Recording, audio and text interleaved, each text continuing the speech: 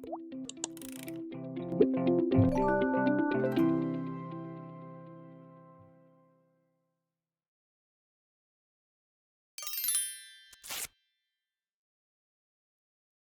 여러분 안녕하세요. 오늘은 6학년 2학기 국어 연극단원 함께 연극을 즐겨요 첫 번째 시간입니다. 오늘의 학습 문제는 작품에 대해 이해하고 다른 사람과 소통할 수 있다입니다. 마음 편하게 좀 들어봤으면 좋겠어요. 이렇게 선생님이 주어지는 이야기를 듣고 극본을 읽어봅시다 라고 되어 있는데, 이 크리스마스의 선물을 읽기 전에 선생님이 짧게나마 앞의 내용을 정리해서 이야기를 들려줄게요.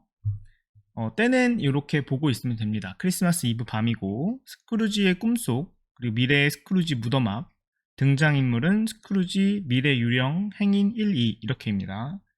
먼저 선생님이 들려준 이야기를 들어보세요. 추운 크리스마스 전날 밤, 돈밖에 모르는 늙은 스크루지는 여전히 직원들에게 일을 시킨다.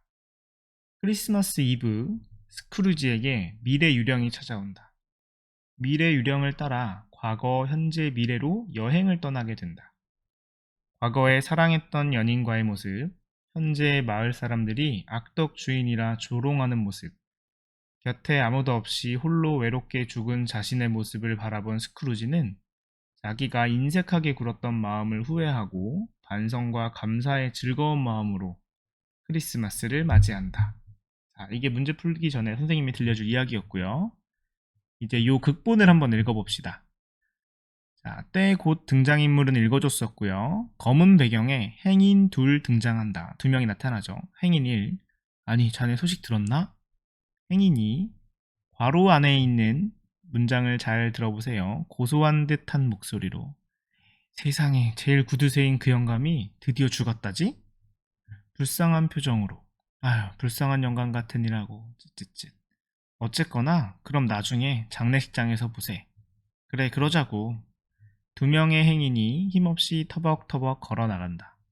스크루지, 궁금한 듯. 도대체 누가 죽었을까? 여보세요, 도대체 누가 죽었어? 아니, 내 말이 안 들리나? 대답을 아느니 알 수도 없고, 참. 미래의 유령에게 다가가면서, 유령님, 도대체 누가 죽었는지 좀 알려주셔.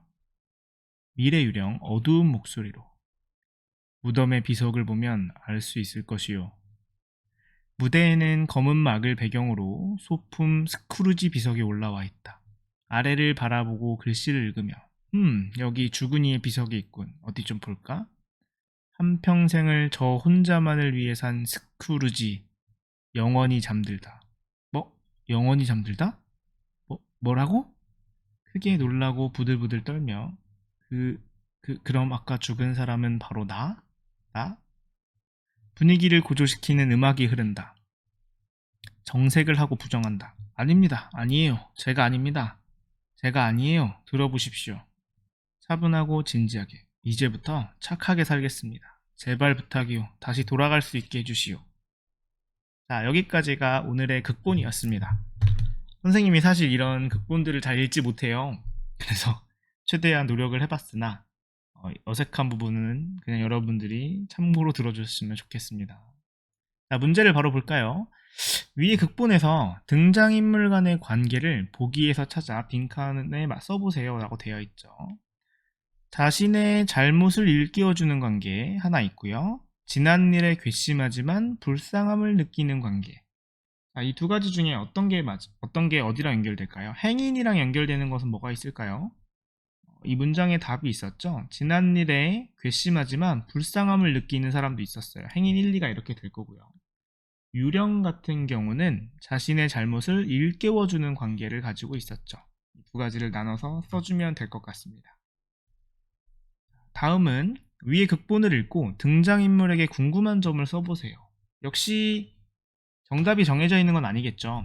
행인 1, 2 같은 경우에게는 이렇게 물어볼 수 있죠.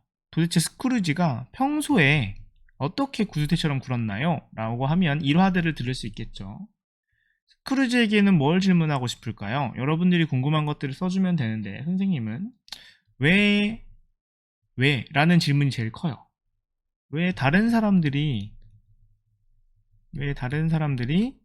싫어하는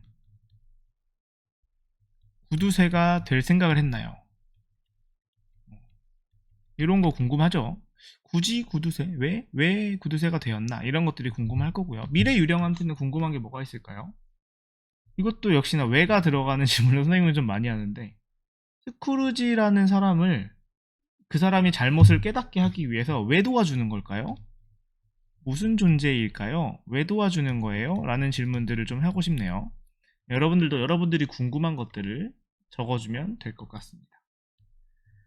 자, 3번. 위의 극본으로 공연을 친구들과 준비하려고 할 때 극본의 밑줄 근 기역과 니은 기억나시나요? 소품, 니은. 기역은 어떤 거였나? 연출 한번 볼까요? 연출은 연출일지, 차례 정리표, 어떤 것들을 차례대로 정리해서 준비해야 되는지. 의상은 뭐 스크루지 미래유령, 행인 1, 행인 2 의상을 준비하면 될 거고요. 소품에는 어떤 것들을 준비해야 될까요? 스크루지 비석, 아까 있었죠. 이 비석은 뭐 어떻게 할지 소품들을 이렇게 정리하면 되겠죠. 여기에 뭐 영원히 잠들다 스크루지 뭐 이렇게 써있을 텐데. 그리고 음악 같은 경우는 아까 전에 읽었던 것 중에 뭐가 있었습니까? 분위기를 고조시키는 음악, 이런 것들을 준비해야겠죠. 이런 공연을 극본으로 하려면 생각보다 준비해야 될 것이 굉장히 많습니다. 학교에서 한 번쯤 친구들과 연극을 해볼 수 있는 기회가 있으면 정말 좋을 텐데요. 코로나 시기가 좀 지나고 나면 아마 그런 기회가 좀 생기지 않을까라는 생각이 듭니다.